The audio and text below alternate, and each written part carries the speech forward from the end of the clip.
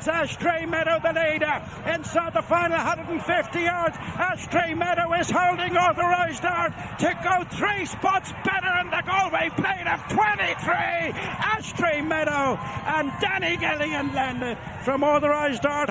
Hello and welcome to a special edition of We're Going Chasing, where we're joined by up-and-coming conditional jockey and Galway Plate winner Danny Gilligan. Danny, great to have you on.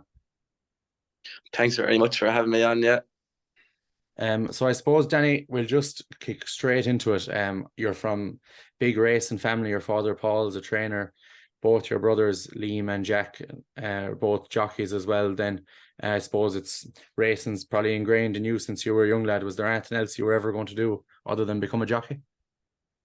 I wouldn't think so, no, to be honest.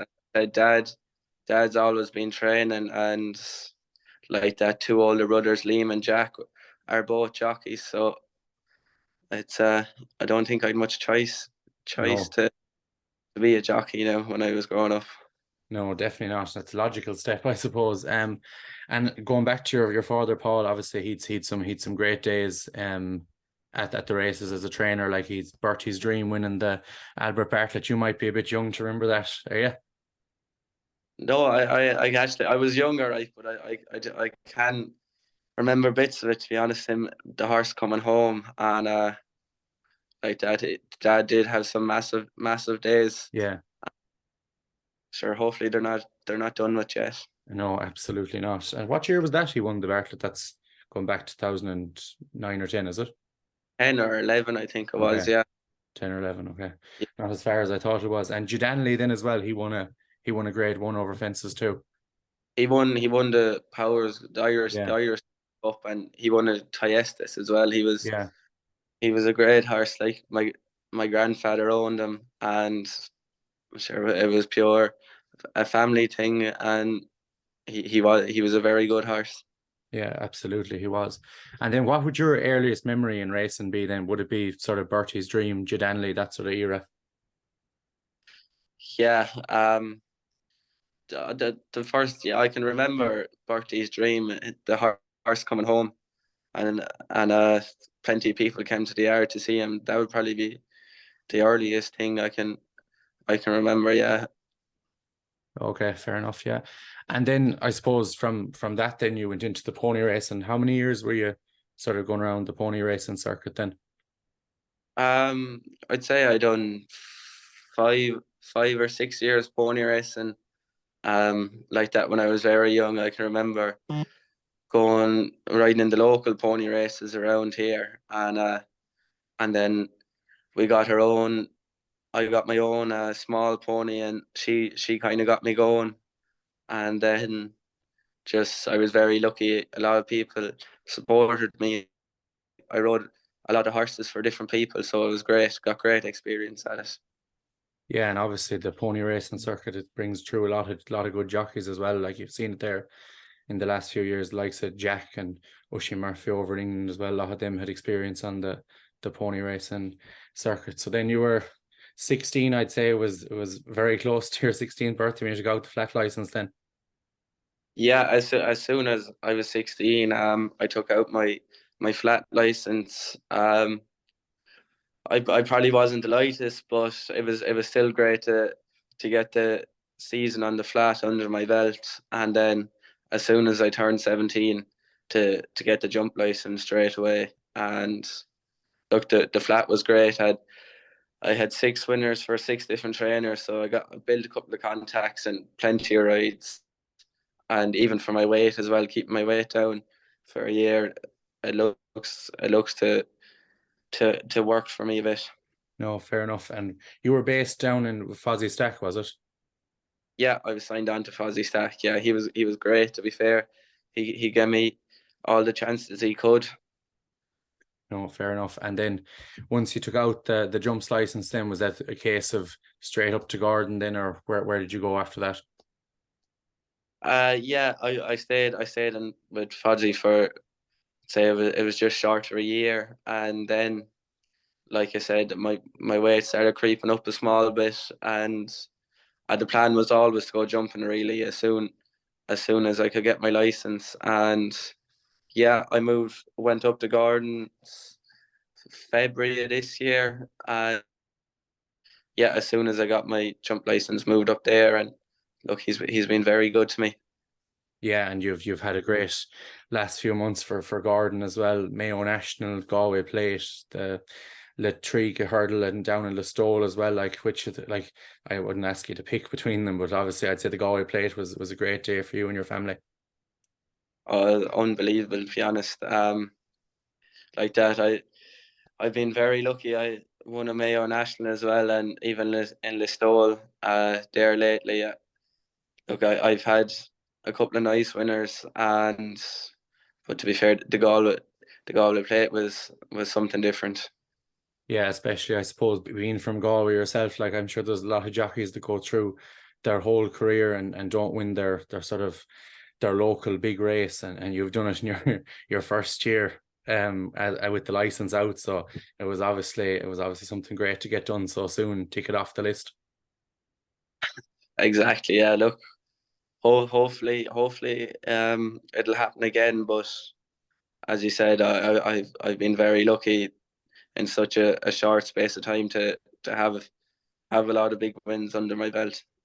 No, absolutely. And I think I was there that day in Galway, and I wasn't standing too far away from your mother and father, and I think there was no question of coming up the running. Born by the Sea was turning in for your father. He was probably, his chance had gone, and it was straight to come on Denny and Ashtree Meadow. So it was something great to see, in fairness, and it's nice to see sort of local celebrations like that down in Galway too. Yeah, I don't think he was doing too much shouting at me now until coming down the dip. But to be honest, when I was turning in Galway in the place, I had a quick look over my shoulder, and I half thought, gee, is this Born by the Sea beside me? But lucky enough it wasn't, Dennis. Yeah, Jesus, it wouldn't be be great denying your mother a winner there. So I'm sure she got over it too. So I suppose, like, you've as you said, you've a lot of big wins there so far, and for the first summer riding, you've had a few setbacks as well. I know you were saying you had a couple of issues with your collarbone. You're out of action at the moment. Yeah, I got a fall in Listowl, and I've broken my collarbone there earlier on in the summer, and it was just where it broke before. It opened up a small bit again, so just giving it a bit of time to heal up now, and hopefully be back in the next week or so. No, absolutely, that's great. And I suppose then we'll move on to the part that the listeners love to hear. So I suppose just one, if you could give us one horse to follow for the season, I suppose it can be one of any trainer. It doesn't have to be one of Gordon's, but whatever you think yourself. Look, a lot of Gordon's top horses are coming out now. Like that, the two conflated, and Ren today, he looked like he come on from the run plenty. There's plenty of Gordon's horses there that are going to come on in the next coming weeks that they were good horses last year, and I'm sure they can go out and prove themselves again this year. No, absolutely. And then are there any rides you're looking forward to this year? Any horses you're looking to get back up on? Sure, look, I'll just hopefully now when I come back, I can get the ball rolling again and get things going. Sure, look, I'll just play it by ear for the time being, and hopefully keep getting the rides, and hopefully keep getting the winners too.